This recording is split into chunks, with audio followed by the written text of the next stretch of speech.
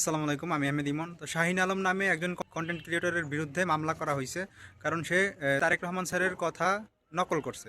তো গত কিছুদিন আগে যখন জামায়াত ইসলাম গণভোট চাইছে, তখন তারেক রহমান স্যার বলছিল যে বাংলাদেশে এখন গণভোটের চাইতে আলু চাষিদের পাশে দাঁড়ানো, গণভোটের আয়োজন করতে যেই টাকা, সেই টাকা দিয়ে আলু চাষিদের পাশে দাঁড়াইলে তাদের জন্য আরও বেশি ভালো হবে।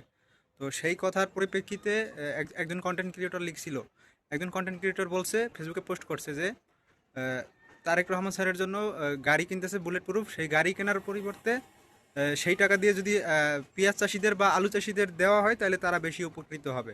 ঠিক আছে, এই কথা বলার কারণে তার নামে মামলা হয়েছে। এখন যে যারা মামলা করছে তারা বলতেছে যে গাড়ি কেনার কথা নাকি তাদের ভিতরে হয় নাই। ঠিক আছে, দলে এরকম কোনো গুঞ্জন ওঠে নাই। 80 কোটি টাকা দিয়ে বুলেট প্রুফ গাড়ি কেনা হয়েছে। প্রকৃতপক্ষে এটা কাল্পনিক বক্তব্য। এই ধরনের কোনো গাড়ি কেনার প্রশ্নই আসে না এবং এই ধরনের কোনো গাড়ি কেনা হয় নাই। সে এই তার তো যদি সেটা হয়, কিন্তু আমরা তো এটিএন বাংলায় বিভিন্ন নিউজে দেখলাম যে তাদের জন্য গাড়ি কেনা হইতেছে। নির্বাচন কিন্তু এখনো দেশে ফেরেননি বিএনপির ভারপ্রাপ্ত চেয়ারম্যান তারেক রহমান। তার দেশে ফেরা নিয়ে জল্পনা কল্পনার মধ্যেই বুলেট প্রুফ গাড়ি কেনার সিদ্ধান্ত নিয়েছে দলটি। প্রশ্ন উঠছে, তো এটা তো আর যদি মামলা করারই হয়, যদি গাড়ি কেনার কথাটা গুজবই হয়, তাইলে মামলা করতে হইবে যারা এর আগে নিউজ করছে। তাইলে যারা ভুয়া নিউজ করছে তাদের বিরুদ্ধে মামলা করতে হবে। ঠিক আছে, তবে যে লোক মামলা করছে উনি অতি উৎসাহী হইয়াই এই মামলাটা করছে, কারণ তারেক রহমান স্যার নিজেই মানে বাক স্বাধীনতা মানে মতামত প্রকাশের স্বাধীনতা দিয়েছেন।